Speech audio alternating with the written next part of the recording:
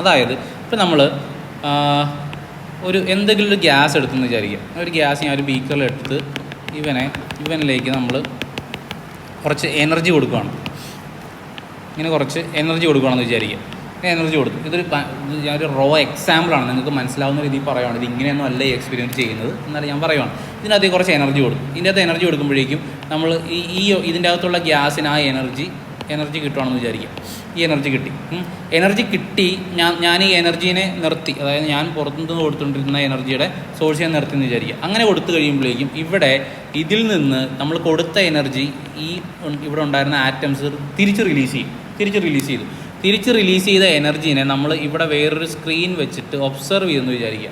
ഇങ്ങനെ ഒബ്സർവ് ചെയ്തപ്പോഴേക്കും, അതായത് ഇപ്പോൾ ഞാൻ ഇവിടെ എടുത്തത് ഒരു ഹൈഡ്രജൻ ആറ്റത്തിനെയാണ് എടുത്തത്. ഒബ്സർവ് ചെയ്തപ്പോഴേക്കും ഇവിടെ എനിക്ക് തിരിച്ച് എനർജി കിട്ടിയപ്പോഴേക്കും അത് റേഡിയേഷൻ്റെ രൂപത്തിലാണ് കിട്ടിയത്. അപ്പോൾ എനിക്ക് ഇവിടെ കിട്ടിയത് 2 കളേഴ്സാണ്. ഇപ്പോൾ എനിക്കിവിടെ റെഡും കിട്ടി, അതേപോലെ തന്നെ ഒരു വയലറ്റും കിട്ടി. 2 കളേഴ്സ് കിട്ടി കേട്ടോ. റെഡും വയലറ്റ് വേണ്ട, റെഡും ഒരു ഓറഞ്ചും കിട്ടിയെന്ന് വിചാരിക്കുക. 2 കളേഴ്സ് കിട്ടി. ഓക്കെ, കളേഴ്സ് കിട്ടി. ഇനി ഇതേ എക്സ്പെരിമെൻ്റ് തന്നെ ഞാൻ ഓക്സിജൻ വെച്ച് ചെയ്തപ്പോഴും ഞാൻ സെയിം തന്നെ ഓക്സിജൻ വെച്ച് ചെയ്തു. സെയിം ഇതേപോലെ തന്നെ എനർജി ആദ്യം കൊടുത്തു കഴിഞ്ഞതിന് ശേഷം ആ എനർജി അവിടെ നിർത്തി. അത് കഴിഞ്ഞപ്പോഴേക്കും തിരിച്ച് ഇവിടുന്ന് എനർജി എമിറ്റ് ചെയ്തു. അങ്ങനെ എനർജി എമിറ്റ് ചെയ്തു. അത് ഞാൻ ഒബ്സർവ് ചെയ്യുമെന്ന് വിചാരിക്കുക. ഓക്കെ, അതിനെ ഒബ്സർവ് ചെയ്തപ്പോഴേക്കും എനിക്കിവിടെ കിട്ടിയ കളേഴ്സ് ഒരു ഗ്രീനും അതേപോലെ യെല്ലോയുമാണ് കിട്ടിയെന്ന് വിചാരിക്കാം. ഓക്കെ, അപ്പോൾ ഞാനിങ്ങനെ ഓരോരുത്തരെയും വെച്ചിട്ട് ഇങ്ങനെ ഈ എക്സ്പെരിമെൻറ്റ് കണ്ടിന്യൂസ് ചെയ്തുകൊണ്ടേയിരുന്നു. അങ്ങനെ ചെയ്തുകൊണ്ടിരുന്നപ്പോഴേക്കും ഓരോ ആറ്റത്തിനും കിട്ടുന്ന കളേഴ്സ് ഡിഫറെൻറ്റ് കളേഴ്സാണ് കിട്ടുന്നത്. മനസ്സിലായോ? അതായത് നമ്മൾ ഈ എനർജി കൊടുക്കുക എന്ന് പറയുമ്പോഴേക്കും നമ്മളിപ്പോൾ പഠിച്ചുകൊണ്ടിരുന്ന ന്യൂക്ലിയസും ആറ്റവും ഇലക്ട്രോൺസിനെ കുറിച്ചൊക്കെ പഠിച്ചില്ലേ? അപ്പോൾ അതിൻ്റെ അകത്ത് ശ്രദ്ധിച്ചോണേ. ഇപ്പോൾ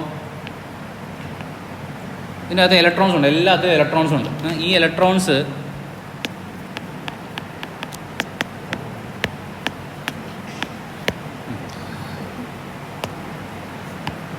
ഇതിൻ്റെ നടുക്ക് ന്യൂക്ലിയസും ഉണ്ട്. അപ്പോൾ ഇതിൻ്റെ അകത്ത് സംഭവിക്കുന്നത് പറഞ്ഞാൽ ഞാനിപ്പോൾ എനർജി കൊടുക്കുമ്പോഴേക്കും എന്തൊരു സാധനത്തിനും എനർജി കൊടുക്കുമ്പോഴേക്കും അവിടെ സംഭവിക്കുന്നത് പറഞ്ഞാൽ ഇതിൻ്റെ ഇലക്ട്രോൺസ് ഈ എനർജിനെ അബ്സോർബ് ചെയ്യും.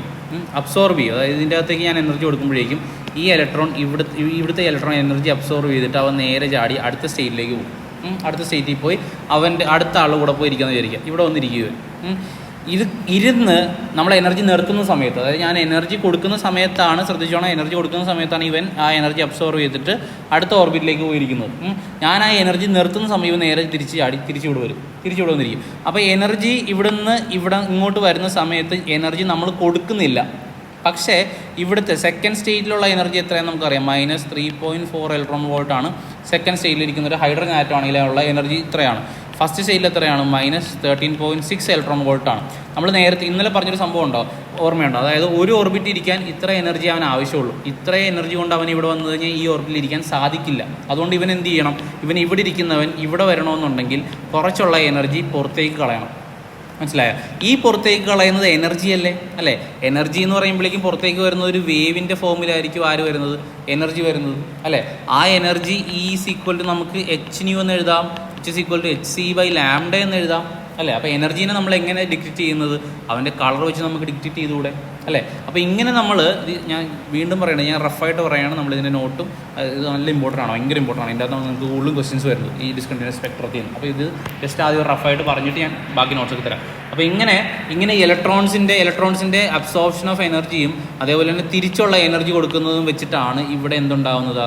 നമ്മൾ ഈ കളേഴ്സിനെ ഞാൻ പറഞ്ഞു, മനസ്സിലായി? എനർജി എന്ന് പറഞ്ഞാൽ അതിന് നമുക്ക് എന്തായിട്ട് ബേസ് ചെയ്യാം? കളറായിട്ട് ബേസ് ചെയ്ത് കണ്ടുപിടിക്കാൻ പറ്റും. മനസ്സിലായോ? അപ്പോൾ അങ്ങനെ നോക്കിയപ്പോഴേക്കും കണ്ടത് ഓരോ ആറ്റം എടുക്കുമ്പോഴും കിട്ടുന്ന കളേഴ്സ് വ്യത്യാസമാണ്. അതായത് നമ്മുടെ ആൾക്കാരുടെ ഫിംഗർ പ്രിൻറ്റ് പോലെ തന്നെ ഈ ഓരോ ആറ്റത്തിൽ നിന്ന് വരുന്ന എനർജിയുടെ ആ എമിഷനും ഡിഫറെൻ്റ് ആണ്. മനസ്സിലായോ? അപ്പോൾ അത് നമുക്ക് അത് ഒരു ബോർ മോഡലിൻ്റെ ഒരു നെഗറ്റീവായിട്ട് പറയുന്നൊരു സംഭവമാണ്. അത് ബോർ മോഡലിന് എന്ത് ചെയ്യാൻ പറ്റില്ല, എക്സ്പ്ലെയിൻ ചെയ്യാൻ സാധിച്ചില്ല. അപ്പോൾ അതോർക്കുക, ഇവിടെ ഉണ്ടായതൊരു ഡിസ്കണ്ടിന്യൂസ് സ്പെക്ട്രമാണ്. അതാണ് ഏറ്റവും മെയിൻ, ഡിസ്കണ്ടിന്യൂസ് സ്പെക്ട്രമാണ്. അതായത് ഇവിടെ ഇപ്പം ഓറഞ്ചും റെഡും ആണ്. നമുക്കറിയാം ഈ ഓറഞ്ചിൻ്റെ റെഡിൻ്റെ ഇടയ്ക്ക് വിബ്ജിയോർ എന്ന് എഴുതുമ്പോഴേക്കും ഇവിടെ ഓറഞ്ചിൻ്റെ റെഡിൻ്റെ ഇടയ്ക്ക് ഓക്കെ വേറെ കളേഴ്സ് ഇല്ല. പക്ഷേ ഇതിൻ്റെ ഇടയ്ക്ക് കുറേ വേവ് ലെങ്ത് മിസ്സിംഗ് ഉണ്ട് അല്ലേ? അപ്പോൾ ഇവിടെ നോക്കി, ഈ മിസ്സിംഗ് ആയിട്ടുള്ള വേവ് ലെങ്ത് ഒന്നും തന്നെ ഇവിടെ വരുന്നിട്ടില്ല. ഇവിടെ വന്ന ആര് മാത്രമേ ഉള്ളൂ? ഈ ഓറഞ്ചും റെഡും മാത്രമേ വന്നിട്ടുള്ളൂ. അതായത് ഇതൊരു കണ്ടിന്യൂസ് സ്പെക്ട്രം അല്ല. ഇതെന്താണ്? ഇതൊരു ഡിസ്കണ്ടിന്യൂസ് സ്പെക്ട്രമാണ്. അതായത് ഫോർ എക്സാമ്പിൾ ഇതിപ്പോൾ ഒരു 690 നാനോമീറ്ററും ഇതൊരു 670 നാനോമീറ്റർ ആണെന്ന് വിചാരിക്കുക. നമുക്ക് ഈ കിട്ടിയത് 2 കളർ മാത്രമേ കിട്ടിയിട്ടുള്ളൂ. പക്ഷേ ഇവിടെ 2 കളർ, ഇതിൻ്റെ ഇടയ്ക്ക് 2 കളർ മാത്രമേ ഉള്ളൂ. അല്ല, ഈ 690 670 ഇടയ്ക്ക് ഇനിയൊരു 20 കളർ വരേണ്ടതാണ്. പക്ഷേ അതിനൊന്നും ഇവിടെ സ്ഥാനമില്ല, ഇവിടെ കാണുന്നില്ല. അതിനർത്ഥം ഇവിടെ ഇത് കണ്ടിന്യൂസ് അല്ല. അതായത് പുറത്തേക്ക് വരുന്ന എനർജി ഇല്ലടാ. പുറത്തേക്ക് വരുന്ന എനർജി ആദ്യം റെഡിൻ്റെ എനർജി വന്നു, പിന്നെ വരേണ്ടത് റെഡിൻ്റെ തൊട്ടടുത്തുള്ള കളറിൻ്റെ എനർജിയാണ് ആക്ച്വലി വരേണ്ടത്. പക്ഷേ അത് വന്നില്ല, മറിച്ച് 6 വന്നത് ഓറഞ്ചിൻ്റെയാണ് വന്നത്. അപ്പോൾ അത് കണ്ടിന്യൂസ് ആണോ? അല്ല, അത് ഡിസ്കണ്ടിന്യൂസ് ആണ്. അങ്ങനെയാണ് ഡിസ്കണ്ടിന്യൂസ് സ്പെക്ട്രം, അല്ലെങ്കിൽ ഓരോ ആറ്റത്തിനും അതിൻ്റേതായ ഒരു അറ്റോമിക് സ്പെക്ട്രം ഉണ്ടെന്ന് മനസ്സിലാവുന്നത് അങ്ങനെയാണ്.